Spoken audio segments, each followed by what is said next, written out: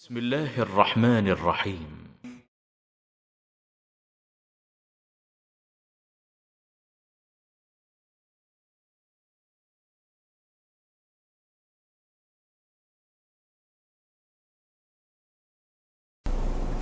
बिस्मिल्लाहिर्रहमानिर्रहीम नहमदुहु व नुसल्ली अला रसूलिहिल करीम अम्मा बाद। मुअज़्ज़ज़ नाज़रीन किराम अस्सलामु अलैकुम व रहमतुल्लाहि व बरकातुहू। आप देख रहे हैं नूर टीवी जद्दा और मैं हूं मोहम्मद आकिल। सोशल मीडिया पर एक वीडियो वायरल हुई है मौलाना इलियास घुम्मन साहब की। कई साथियों ने मुझे भेजी और मेरी हर वीडियो पर इसका लिंक चस्पा कर देते हैं और कहते हैं कि आप लोग हमें सऊदी अरब के उलमा कुछ और कहते हैं, जो इलियास घुम्मन साहब कह रहे हैं उसका जवाब दे दीजिए। इलियास घुम्मन साहब तबलीगी जमात से इनका ताल्लुक़ है और ये अपनी इस वीडियो में तासुर देने की कोशिश कर रहे हैं कि जो बर्र-ए-सग़ीर के सलफ़ी या अहले हदीस उलमा हैं उनका मनहज गलत है और सऊदी अरब के उलमा का मनहज दूसरा है और हिंदुस्तान और पाकिस्तान के अहले हदीस उलमा का मनहज दूसरा है। जो मसाइल आप हमारी अहले हदीसों की मसाजिद में या सलफ़ी मसाजिद में या सऊदी अरब की बिलउमूम मसाजिद में देखते हैं नमाज पढ़ते हुए और तरावीह वगैरह के जो मसाइल हैं, ये बावर कराने की कोशिश की जा रही है कि एक गैप है और उस गैप को मौलाना इलियास घुम्मन साहब बड़ा करता हुआ दिखाई दे रहे हैं, उसको बढ़ाने की कोशिश कर रहे हैं, उसमें कमी लाने की कोशिश नहीं कर रहे। हालांकि मेरी कोशिश ये है कि अरब उलमा के फतावाजात पेश करके आपकी खिदमत में इस गैप को ख़त्म करूं। आपकी जो गलत फहमी है कि अरब उलमा के फतावाजात आप तक नहीं पहुंच पाते, तो इसीलिए मैंने इस चैनल का भी आगाज़ किया ताकि जब मैं सन 80 में यहाँ आया तो अरब के उलमा और मशाइख शेख अब्दुल अजीज़ बिन बाज और मुफ्ती ममलकत सऊदी अरब शेख अब्दुल अजीज़ आल शेख, इनके फतावाजात और इनके दुरूस और इनके मनहज को जानने के बाद मुझे तबलीगी जमात में 10 साल गुजारने के बाद ये तौफीक अल्लाह ने बख्शी कि मैंने जो सही मनहज है उसे इख्तियार किया है। मौलाना इलियास घुम्मन साहब किस फ़िक्र को फ़रोग़ दे रहे हैं और अपने हल्के में एक खलीज पैदा करने की कोशिश कर रहे हैं अरब उलमा और बर्र-ए-सग़ीर की अवाम के दरमियान।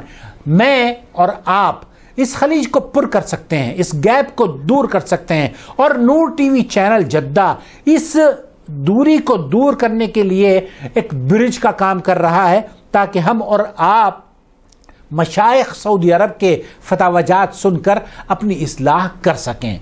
मैं अल्लाह के फजल व करम से, मेरी तो अल्लाह ने बहुत बड़ी रहनुमाई यहाँ ममलकत सऊदी अरब में आने के बाद हुई है और मैं इनके लिए हमेशा दुआ गोर रहता हूँ।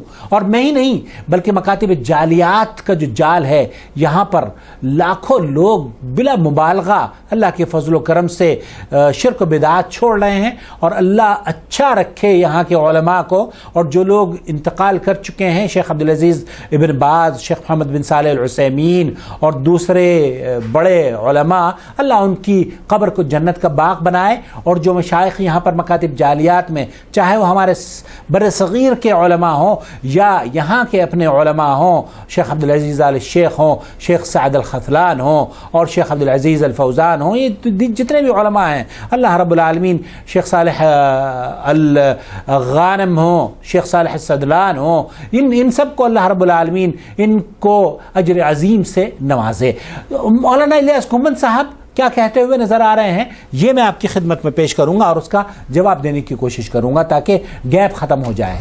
ये जब सऊदी अरब की बात करें ना तो 2-4 सवाल आप भी किया करें, इनसे पूछा करो कि सऊदी अरब वाले तो जुम्मे की अजानें 2 देते हैं, तुम्हें क्यों देते हो? जुम्मे की अजानें 2 देते हैं, तुम 1 क्यों देते हो? ये पहला सवाल जी पूछ लोगे? बोलो ना, पूछ लोगे। उनसे पूछो सऊदी अरब वाले तो नमाज अपना रुमाल सर पे लेके पढ़ते हैं, तुम नंगे क्यों पढ़ते हो? ये तसव्वुर है कि बर्र-ए-सग़ीर में, चूँकि अगर आप नंगे सर नमाज पढ़ते हैं ना, आपके साथ भी कभी हुआ होगा ये कि नंगे सर नमाज पढ़िए तो पीछे से आके कोई टोपी आपके सर पे रख देगा। वो ये समझता है कि नंगे सर नमाज होती ही नहीं है। नंगे सर नमाज पढ़ना गुनाह का काम है, वाजिब है कि सर छुपा कर नमाज पढ़ें, ये जो तासुर देने की कोशिश की जाती है, इसमें कितनी सच्चाई है ये भी मैं आपकी खिदमत में पेश करूंगा। पूछ लोगे इंशाअल्लाह। सऊदी अरब वाले तरावी 20 पढ़ते हैं, तुम 8 क्यों पढ़ते हो? पूछ लोगे। सऊदी अरब वाले तरावी 20 पढ़ते हैं, तुम 8 क्यों पढ़ते हो? हालांकि सऊदी अरब वाले तरावी आजकल तो मसला अल्हम्दुलिल्लाह बहुत आसान हो गया है कि सऊदी अरब में 20 ना पढ़ के इस साल 10 नमाजें पढ़ी जा रही हैं। जो तसव्वुर था ना हमारे यहाँ अहनाफ का कि इसकी रकात भी उसी तरीके से हैं तरावी की रकात जैसे कि 5 वक्ता नमाजों की रकातें हैं। फजर की 4 हैं, ज़ोहर की 12 हैं, ईशा असर की 8 हैं, मगरिब की 7 हैं और ईशा की 17 हैं। हालांकि ये तादाद कुरान और सुन्नत में कहीं आपको नहीं मिलेगी कि ईशा की 17 रकात नमाजें हैं। और इसी तरीके से इन्हीं रकात को जैसे हम लोग समझते हैं ना, ऐसे ही 20 रकात तरावी को भी कर दिया गया है कि 20 रकात तरावी हैं, इनमें कमी और ज्यादती नहीं होती। हालांकि कमी और ज्यादती का इम्कान और मौजूद है और कमी और ज्यादती होती भी है, और इस पर शेख अब्दुल अजीज बिन बाज का फतवा भी मौजूद है। ये लिंक आपके सामने है। इस पर एक और चीज़ मैं पेश करूंगा, शेख अब्दुल अजीज बिन बाज का फतवा, मेरी वीडियो आप देख लीजिएगा। सऊदी अरब वाले 3 तलाक को 3 कहते हैं, तुम 1 क्यों कहते हो? सऊदी अरब के मुफ्ती क्या कहते हैं 3 तलाक को 3 1 होती है या 3, वो आप अपने कानों से सुनेंगे। पूछो। सऊदी वाले इमाम अहमद बिन हम्बल के मुकल्लिद है, तुम तकलीद को शिरक क्यों कहते हो? सऊदी अरब वाले इमाम अहमद बिन हम्बल के मुकल्लिद हैं, तुम तकलीद को शिरक क्यों कहते हो? अरे मेरे मोहतरम, मेरे अजीज, मेरे भाई, सऊदी अरब वाले तकलीद को क्या कहते हैं आप मुफ्ती ममलकत सऊदी अरब की ज़ुबानी सुनिएगा। मदीना मुनव्वरा मस्जिद नबी में इमाम अबू हनीफा का नाम बिल्कुल रोजे के सामने लिखा हुआ है, को तुम भी अपने मसर में लिखो इमाम हनीफा का नाम। इमाम अबू हनीफा रहमतुल्लाह अलैह का नाम मस्जिद नबवी में लिखा हुआ है, तुम भी लिखो अपनी मस्जिदों में इमाम अबू हनीफा का नाम। ये अहले हदीसों से मुखातिब हैं। होला तो ये चाहिए था कि ये गैप को ख़त्म करते। अहनाफ और अहले हदीस जो अवाम हैं, उलमा की बात छोड़ दीजिए, अवाम को जमा करने की ज़रूरत है, इत्तिहाद की ज़रूरत है। इत्तिहाद कुरान और सुन्नत पर हो सकता है, शख्सियात पर नहीं हो सकता। शख्सियात आपकी भी अच्छी हो सकती हैं, शख्सियात मेरी भी अच्छी हो सकती हैं, लेकिन शख्सियात नबी नहीं होती। ये शख्सियात जो हैं ये गुनाह से पाक नहीं हैं। जो गुनाह से पाक है और मासूम है वो है मोहम्मद मुस्तफ़ा सल्लल्लाहु अलैहि वसल्लम। बहरहाल अब जो इनके एतराज़ात हैं वो ये कि आप पूछो, आप इनसे पूछो। आप इनसे क्या पूछो, मैं आपको बताता हूं कि आपके सवालात का जवाब मुफ्ती ममलकत सऊदी अरब किस तरीके से दे रहे हैं। शायद ये न्यू टीवी चैनल इन्हीं सवालात के जवाब देने के लिए आया है। सबसे पहला सवाल ये है, सऊदी अरब वाले जुमे के दिन अजानें 2 देते हैं, हमारे मसाजिद में अजान 1 होती है। सऊदी अरब के मुफ्ती आज़म से यही सवाल किया गया है कि हुक्म अज़ान अल-अव्वल व सानी लिल जुम्आ, जुमे के दिन असल क्या है? जुमे के दिन असल क्या है, समात फरमा लीजिए आप। मीम जीम यसअल व यक़ूल हल लिल-जुम्अति अज़ान वाहिद अम अज़ानान व हल बैनहुमा सुन्नतुन क़ब्लिय्या लिल-जुम्आ। यही पूछा जा रहा है कि जुमे की 2 अज़ानें हैं या 1 अज़ान है। अगर मुफ्ती ममलकत सऊदी अरब 2 अज़ानें कहते हैं और अहले हदीस उलमा ये कहते हैं कि नहीं जनाब 1 अज़ान है, तो आपको हक़ हासिल है, आप इख्तिलाफ करें और कहें कि हाँ ये फ़र्क है। लेकिन अगर ये वही कह रहे हैं जो कि हमारी मसाजिद में, हिंदुस्तान और पाकिस्तान की मसाजिद में, अहले हदीस मसाजिद में आप देखते हैं, तो फिर आप हमें इल्ज़ाम क्यों देते हैं, हम पर ताना और तशनी क्यों करते हैं, हमारे और हमारी आवाम के दरमियान गैप और इस खलीज को बढ़ाने की कोशिश क्यों करते हैं? الجمعة لها أذان واحد الجمعة لها أذان واحد. سماحة الشيخ عبد العزيز بن باز मुफ्ती ममलकत सऊदी अरब का खुलासा है, الجمعة لها أذان واحد, जुमे की 1 अजान ही असल है। अल-असल यही असल है, यही असल है। शेख फरमा रहे हैं कि असल यही है। अब आप ये बताइए कि जो असल पर अमल करे उसको आप गुनहगार समझेंगे, उसको आप कम अकल या कम इल्म या कम अमल समझेंगे? नहीं, वो जो असल पर कायम है दरअसल वही तो दीन पर कायम है।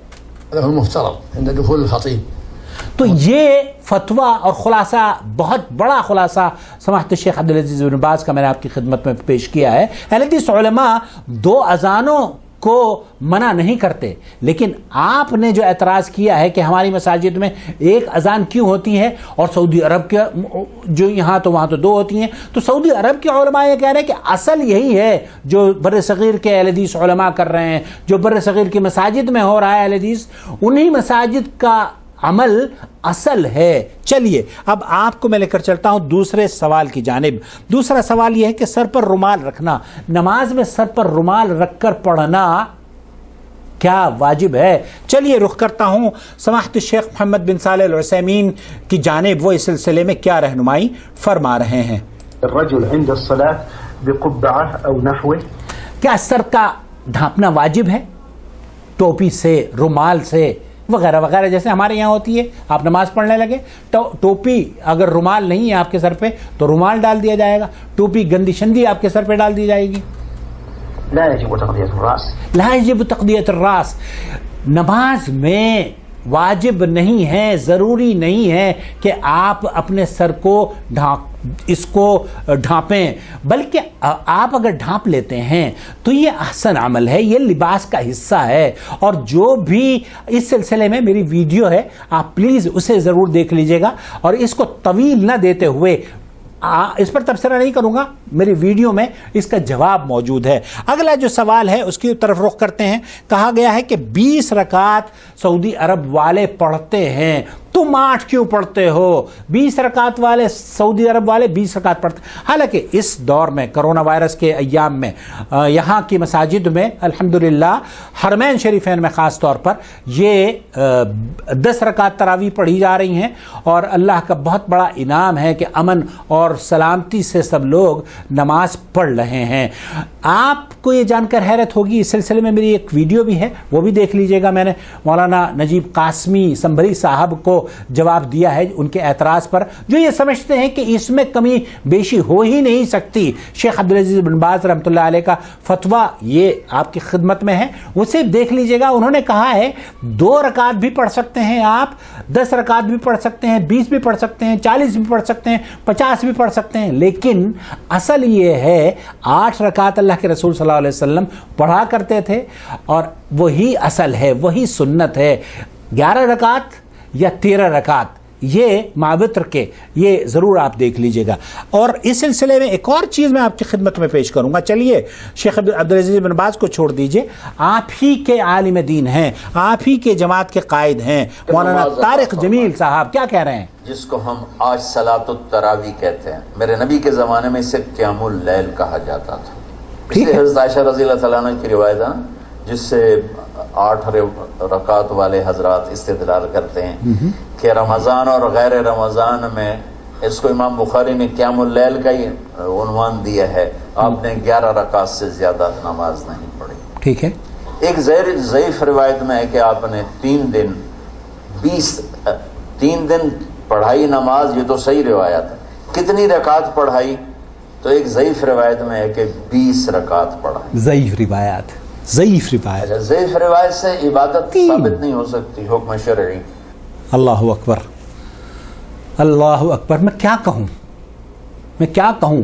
مولانا طارق جمیل صاحب ان کے بڑے علماء میں شمار ہوتا ہے، یہ خود فرما رہے ہیں کہ بلکہ اس ویڈیو میں 1 منٹ کی ویڈیو ہے، 3 یا 4 مرتبہ لفظ ضعیف استعمال کیا ہے اس 20 رکعت تراویح کو، جو کہ مولانا الیاس گھمن گیپ کو بڑھانے کے لیے کہتا ہے۔ میرے بھائی آپ گیپ مت بڑھائیے، اس خلیج کو پر کرنے کی ضرورت ہے، دوریاں مت بڑھائیے، دوریاں ختم کیجئے، اتحاد اور محبت اور الفت پیدا کیجئے۔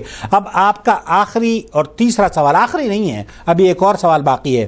کہتے ہیں کہ 3 طلاق ہمارے یہاں سعودی عرب کے جو مشائخ ہیں وہ تو 3 کو 3 مانتے ہیں، آپ 1 کیوں مانتے ہیں؟ چلیے میں لے کر چلتا ہوں مفتی مملکت سعودی عرب کی جانب، وہ اس سلسلے میں کیا رہنمائی کر رہے ہیں، اور ہم کیوں 3 کو 3 نہیں مانتے۔ ایک ہمارے یہاں 3 طلاق اگر ایک مجلس میں کوئی دے دیتا ہے، طلاق طلاق طلاق اپنی بیوی کو، اور وہ رجوع کرتا ہے تو وہ جائز ہے، اس کی یہ طلاق 3 طلاقیں 3 نہیں ہوئی بلکہ 1 ہوئی۔ سماحت الشیخ عبدالعزیز بن باز اس سلسلے میں کیا فرما رہے ہیں؟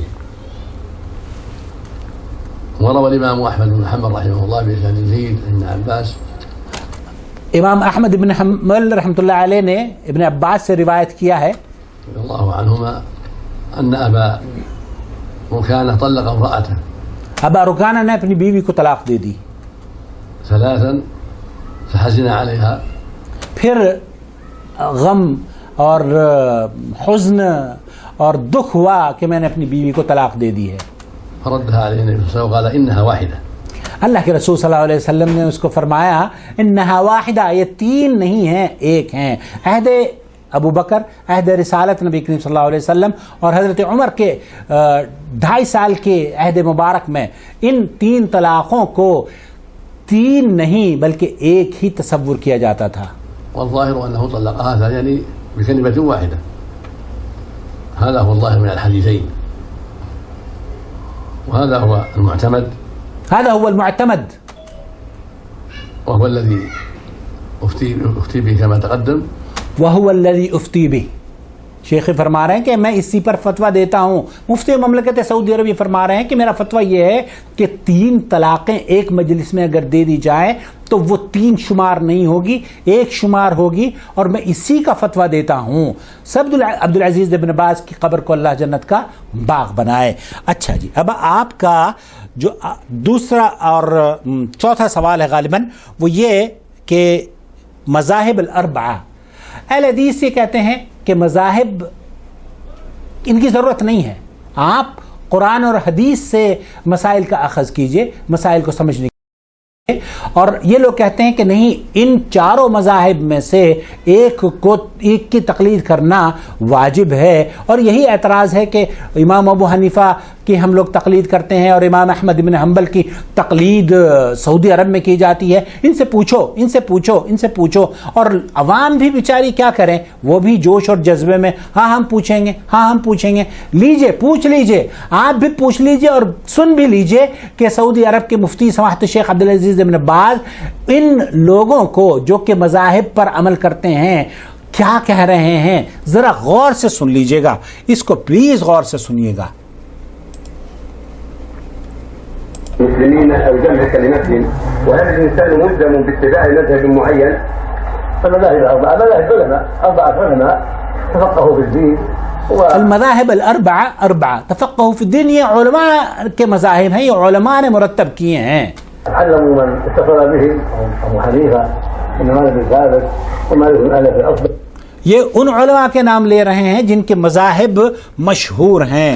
محمد بن إدريس الشافعي وأحمد بن محمد بن حنبل الشيباني، هؤلاء علماء اشتهروا قال لهم فقه ولهم علم واسع. یہ لوگوں کی فقہ کی کتابیں ہیں، ان لوگوں نے علم لوگوں کو دیا ہے، ان لوگوں سے لوگ مستفید ہو رہے ہیں. قال لهم أتباع وأصحاب اشتهروا. وہ ان کے فالوورز موجود ہیں، لوگوں پوری دنیا میں فالوورز موجود ہیں. المذاهب 4 ولا يلزم أحد من اتباع واحد معين. لا يلزم.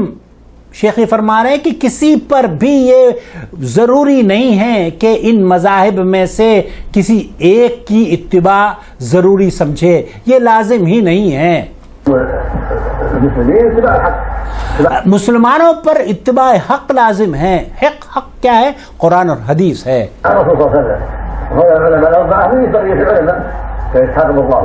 یہ 4 ائمہ جو گزرے ہیں، جو کہ الیاس گھمن صاحب کے مذاہب جن کا نام لیا ہے، ان کا شیخ عبدالعزیز بن باز بھی انہی کا نام لے رہے ہیں. کہہ رہے ہیں یہ بڑے علماء گزرے ہیں، ان کا احترام کرتے ہیں، ان کی قدر کرتے ہیں، ان کے علم سے ہم اپنے مسائل کا حل تلاش کرتے ہیں. لیکن دین قرآن و سنت کا نام ہے. یہ بہت سارے علماء کے نام لے رہے ہیں جو کہ اتنے پائے کے بڑے عالم گزرے ہیں، لیکن ان کے مذاہب کو کوئی نہیں مانتا، ان کے فالوورز نہیں ہیں.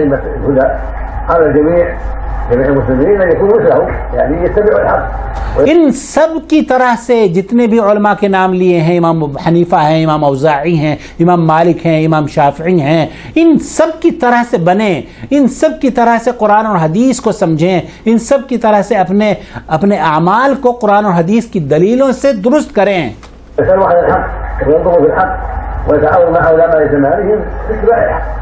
اتباع الحق ہونا چاہیے، اتباع الحق ہونا چاہیے. یہ ضروری نہیں ہے کہ ہم مذاہب کو فالو کریں. اس چیز کی اتباع ہونی چاہیے جو قرآن سے ثابت ہو، اور ما دل علیہ القرآن، اور جو ما دل علیہ احادیث الرسول صلی اللہ علیہ وسلم، جو احادیث سے ثابت ہو، جن کی دلیلیں قرآن اور حدیث میں موجود ہوں، ان پر عمل پیرا ہونا چاہیے، نہ کہ مذاہب کی باتوں پر. وليس يلزم زيد او عمرو ان يكون حنبليا او مالكيا او شافعيا. ليس يلزم، یہ شیخ کے جملے آپ کی خدمت میں پیش کر رہا ہوں کہ یہ کہہ رہے ہیں کہ وَلَيْسَ يَلْزَمُ زَيْدًا أَوْ عُمْرًا أَن يَكُونَ حَنْبَلِيًّا أَوْ مَالِكِيًّا أَوْ شَافِعِيًّا أَوْ حَنَفِيًّا أَوْ ثَوْرِيًّا أَوْ أَوْزَاعِيًّا. شیخ فرما رہے ہیں کہ کسی بھی عمر اور زید اور بکر یا عاقل اور الیاس پر یہ، یا طارق جمیل پر یہ واجب نہیں ہے کہ اوزاعی کے، امام ابو حنیفہ کے، امام شافعی کے ان مذاہب پر عمل کرے. حنفی ہونے کی ضرورت نہیں ہے، شافعی ہونے کی ضرورت نہیں ہے، مالکی ہونے کی ضرورت نہیں ہے، اوزاعی ہونے کی ضرورت نہیں ہے. ان مذاہب کو اختیار اور ان کے ناموں پر آپ تشہیر کریں کہ میں حنفی ہوں، یہ کہنے کی ضرورت نہیں ہے. واجب اتباع الحق، اتباع الحق ہم پر واجب ہے. اطیع اللہ و اطیع الرسول. شیخ فرما رہے ہیں کہ اللہ رب العالمین نے قرآن کریم میں فرمایا ہے اطیع اللہ و اطیع الرسول. وآتاکم الرسول فخذوه وما نهاکم عنہ فانتہوا. جو اللہ کے رسول تمہیں دیں وہ لے لو، اور جس سے رک جائیں اس سے رک جاؤ. ولكن يوجد من أتباع هؤلاء الأربعة ومن غيرهم من يتعصب حتى يسبب الفرقة. المتعصبون الذين يقولون لا شيء صحيح. ان کے مذاہب پر ماننے والے شیخ فرمانے کے متعصب ہو گئے ہیں، اور یہ سمجھا جاتا ہے، تعصب کو فروغ دیا جاتا ہے کہ جو ان کو مانتا ہے وہی حق پر ہے، جو دوسروں کو نہیں مانتا وہ، یہ فالوور دوسرے فالوورز کو کہتے ہیں کہ وہ گمراہ ہیں. جیسے کہ میرے ساتھ ہوا، میں جب یہاں پر آیا تو دیوبندی تھا، مجھے یہ کہا گیا کہ آپ امام حرم کے پیچھے وتر کی نماز نہیں پڑھیں گے. میں نے پوچھا کیوں؟ کہا اس لیے کہ یہ حنبلی ہیں، ایک رکعت وتر کی نماز پڑھتے ہیں. ان سے پوچھا، انہوں نے کہا ہم حنبلی نہیں ہیں، اللہ کے رسول صلی اللہ علیہ وسلم ایک رکعت وتر کی نماز پڑھا کرتے تھے، ہم اسی لیے ایک رکعت وتر کی نماز پڑھتے ہیں. اور یہ میں نے شیخ عبد الرحمن سدیس حفظ اللہ کو، جو امام حرم موجود ہیں اس وقت، اللہ گواہ ہے، ان سے کہا کہ میں آپ کے پیچھے نماز نہیں پڑھتا تھا، اور مجھے نماز پڑھنے سے روکا صرف اس فتوے نے کہ وہ یہ کہتے ہیں کہ جناب ان کے پیچھے چونکہ یہ حنبلی ہیں اور ایک رکعت نماز پڑھتے ہیں، آپ کی نماز ہوتی ہی نہیں ہے ایک رکعت. اب آپ یہ بتائیے کہ میں کیا کروں؟ تو شیخ نے فرمایا کہ نہیں، ہم مذہب کو فالو نہیں کرتے، قرآن اور سنت کو فالو کرتے ہیں. اور شیخ عبدالعزیز بن باز بھی یہی کہہ رہے ہیں. شیخ عبد الرحمن سدیس کا خطبہ پیغام حرم کے نام سے ان کی آواز میں اس چینل پر موجود ہے، وہ بھی سن لیجئے گا.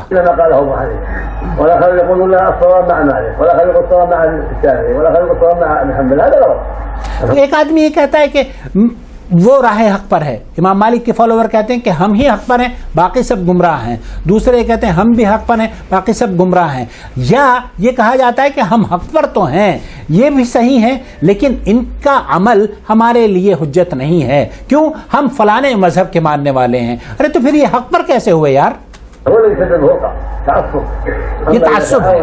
نظروا في ما قاله هؤلاء العلماء واتبعوا الحق من اقوالهم وتركوا المرجوح من اقوالهم، هذا هو طريق الهدى. طریق الہدیٰ یہ ہے کہ قرآن اور سنت کی پیروی کی جائے، اور جو ان ائمہ کی خوبصورت باتیں ہیں ان کو اپنا لیا جائے.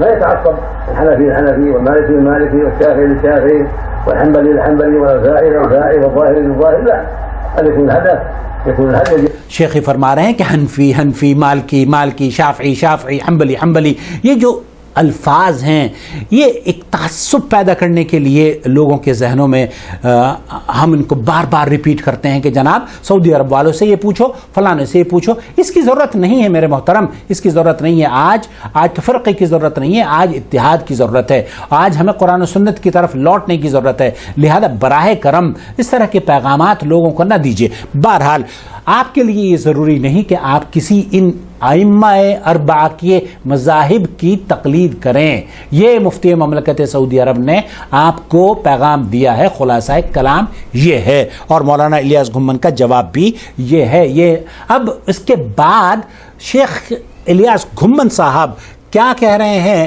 وہ ایک بار میں پھر آپ کی خدمت میں پیش کروں گا تاکہ ہم یاد دہانی سے کام لیں. منورہ مسجد نبی میں امام ابو حنیفہ کا نام بالکل روزے کے سامنے لکھا ہوا ہے. کو تم بھی اپنی مسجد میں لکھو امام ابو حنیفہ کا نام. مسجد میں مسجد نبوی میں امام ابو حنیفہ کا نام لکھا گیا ہے. تم بھی لکھو اگر صحیح ہو اور امام ابو حنیفہ کی عزت اور قدر کرتے ہو تو ان کا نام اپنی مسجدوں میں بھی لکھو. دوستوں میں آپ سے پوچھتا ہوں مساجد میں امام ابو حنیفہ کا نام لکھنا کیا حق کی دلیل ہے؟ اس میں کوئی دو رائے نہیں ہے. وہ بہت بڑے امام ہیں, ہم ان کی قدر اور عزت کرتے ہیں. اللہ ان کی قبر کو جنت کا باغ بنائے اور ان کو اللہ رب العالمین جنت الفردوس کے اعلیٰ مراتب عطا فرمائے.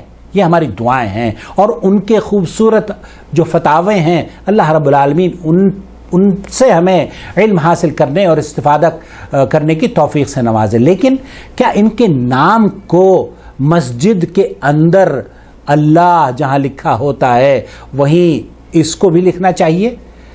یہ ایک سوال میں آپ کے لیے چھوڑ رہا ہوں. اچھا, ایک اور چیز میں آپ کو لے کر چلتا ہوں. مسجد نبوی میں اگر شخصیات کا نام مساجد میں لکھنا ہی ان سے محبت کی دلیل ہے تو کتنی مساجد ہیں حنفیوں کی. مولانا الیاس گھمن کے شہر میں کوئی اگر میری آواز ان تک پہنچے تو ان کی مساجد میں پلیز پلیز پلیز مجھے کوئی ویڈیو جہاں پر یہ خطاب ہو رہا ہے وہاں کی ویڈیو کوئی بنا کے بھیجے کہ ان کی مسجد میں کتنے ائمہ کے نام لکھے ہوئے ہیں. کیا امام ابو حنیفہ کا نام وہاں پر دیوار پر کسی نے لکھا ہوا ہے؟ میں حنفی رہا ہوں, میں تقریباً عمر کا زیادہ حصہ 40 سال میں نے حنفیت میں گزارے ہیں. ایک بھی مسجد میں میں نے امام ابو حنیفہ کا نام, اپنی دیوبند کی مسجد میں امام ابو حنیفہ کا نام ایسے لکھا ہوا نہیں دیکھا جیسے کہ یہاں پر لکھا ہوا دیکھا. نمبر 1. نمبر 2, اور نام بھی لکھے ہوئے ہیں مسجد نبوی میں, وہ میں آپ کی خدمت میں پیش کروں گا کہ وہ نام کون سے ہیں. اور یہاں جس طریقے سے الیاس گھمن صاحب اس کا غلط پرسپشن لے کر غلط بات سمجھانے کی کوشش کر رہے ہیں, یہ صاحب بھی اسی طریقے سے کوشش کر رہے ہیں.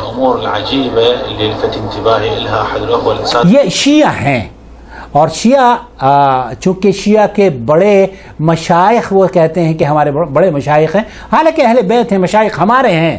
آپ یہ کہتے ہیں کہ یہ ہمارے مشائخ ہیں, نہیں بھائی یہ ہمارے بھی مشائخ ہیں. آپ جن کی عزت کرتے ہیں وہ ہمارے بڑے ہیں. وجود اسماء الائمہ المعصومین علی جدار المسجد النبوی, مسجد نبوی کی دیواروں پر جس طرح سے ابو حنیفہ رحمۃ اللہ علیہ کا نام لکھا ہوا ہے وہاں کچھ اور نام بھی لکھے ہوئے ہیں. سن لیجئے, شیعہ صاحب ہیں یہ. اسم الامام الباقر علیہ السلام, امام الباقر علیہ السلام.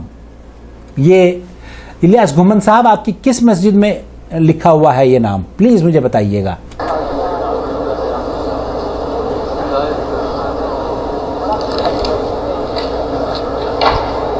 اسم الامام موسیٰ ابن جعفر علیہ السلام, موسیٰ ابن جعفر علیہ السلام. کتنی مساجد ہیں احناف کی جس میں یہ نام لکھے ہوں؟ انصاف سے کام لیجئے گا اللہ کے لیے. ہم اپنے ویڈیو جو ہم آپ کے پاس جہاں تک ہماری آواز پہنچ رہی ہے, اگر الیاس گھمن کے شہر میں ہو تو پلیز ان در و دیوار کی جس مسجد میں شیخ خطبہ دیتے ہیں یا نماز پڑھاتے ہیں پلیز مجھے بھیجیے تاکہ میں تو دیکھوں یہ نام وہاں پر موجود ہے یا نہیں. اگر ان ناموں کی عقیدت اور ان کی قدردانی صرف اسی سے ثابت ہوتی ہے کہ انہیں دیواروں پر لکھوانا چاہیے تو آپ نے یہ نام لکھے ہوئے ہیں آپ کی مساجد میں یا نہیں, یہ میں دیکھنا چاہتا ہوں. اور ویڈیو جو دیکھ رہا ہے, بہت سارے ہمارے احناف بھی ہمارے بھائی ویڈیو دیکھتے ہیں, پلیز ہمیں کمنٹ میں بتائیے, کمنٹس کیجئے کہ کتنی مساجد میں آپ نے ان علماء کے, ان مشائخ کے نام دیکھے ہیں.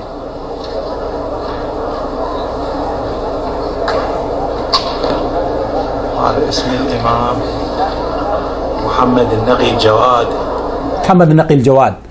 یہ کتنی مسجدوں میں آپ نے, یہ مسجد نبوی میں ہے, مسجد نبوی میں ہے. صلوات اللہ وسلامہ علیہ. اسم الامام العسکری, الصلاة وأتم السلام على امام العسکری. یہ شیعہ کے معتبر علماء، معتبر مشائخ اور معتبر اہل بیت میں سے ان کو نہایت ہی عزت اور احترام سے دیکھا جاتا ہے. یہ شیعہ کیا ہمارے یہاں بھی مقدر اور نہایت ہی مکرم اور معزز ہیں، اور یہی وجہ ہے کہ ان کے ناموں کو سعودی حکومت نے جب سے مسجد نبوی کی آپ یہ تعمیر دیکھ رہے ہیں تب سے میں سمجھتا ہوں کہ یہ ترک کے زمانے کی ہوگی. بہرحال اس تاریخ میں نہ جاتے ہوئے، چونکہ موضوع یہ نہیں ہے کہ اس کو یہاں پر کس لیے لکھوایا گیا تھا، موضوع یہ ہے کہ ان کو لکھنا ہی عقیدت اور محبت کا اظہار ہے، ان کو لکھنے سے ہی دین اسلام پر چلنے کا اقرار ہے. تو ان ناموں کو یہ جو شیعہ صاحب نے مسجد نبوی سے پیش کیے ہیں، کوئی بتا دے کہ آپ کی مسجدوں میں سے لکھے ہوئے ہیں یا نہیں. وطبعا تجي أسماء مجموعة من خلاصہ کلام یہ ہے کہ مولانا الیاس گھمن صاحب تک یہ پہلا موقع نہیں ہے جو کہ میں ان سے مخاطب ہوا ہوں. براہ کرم اس طرح کے سوالات کریٹ نہ کیجیے تاکہ جو گیپ ہے وہ اس کو پر کرنے کی کوشش کیجیے. ہم اور آپ برج بنیں، ہم اور آپ خلیجی ممالک یا عرب کے جو علماء ہیں ہماری عوام ان تک پہنچے، ان تک رسائی کرے، اور یہی کام ہمارا چینل کر رہا ہے. اس ویڈیو کو مزید طول نہ دیتے ہوئے اجازت چاہوں گا اس امید پر کہ آپ حق کی بات کریں گے، انصاف سے کام لیں گے اور قرآن و سنت پر عمل پیرا ہو کر اس رب العالمین کی رضا حاصل کریں گے جس نے ہمیں پیدا کیا ہے. اللہ رب العالمین ہماری اس کاوش کو شرف قبولیت بخشے، قرآن و سنت کی بالادستی اور اس کے قال اللہ اور قال الرسول علیہ الصلوۃ والسلام کی صدائے بلند کرنے والا بنائے، اور اللہ رب العالمین اس ماہ مبارک میں ایسی کوئی ہوا چلا دے جو خوف اور دہشت اور اس بیماری کا خطرہ ہمارے سروں پر منڈلا رہا ہے. اے اللہ کوئی ایسی ہوا چلا دے جس میں اسے موت آ جائے، کوئی ایسی صبح اور سورج کی کرن پیدا کر دے جس سے اللہ رب العالمین اس خطرناک وبا کو اس دنیا سے وہ مٹاتی چلی جائے، اور اللہ رب العالمین تیرے حکم سے اس دنیا میں پھر امن اور سلامتی ایک بار پھر آ جائے. آمین یا رب العالمین. والسلام علیکم ورحمۃ اللہ وبرکاتہ. اخوکم فی اللہ محمد عاقل، جدہ سے، مملکت سعودی عرب. اللہ ولی الذین آمنوا یخرجهم من الظلمات الى النور والذین كفروا اولیاؤهم الطاغوت یخرجونهم من النور إلى الظلمات أولئك أصحاب النار هم فيها خالدون.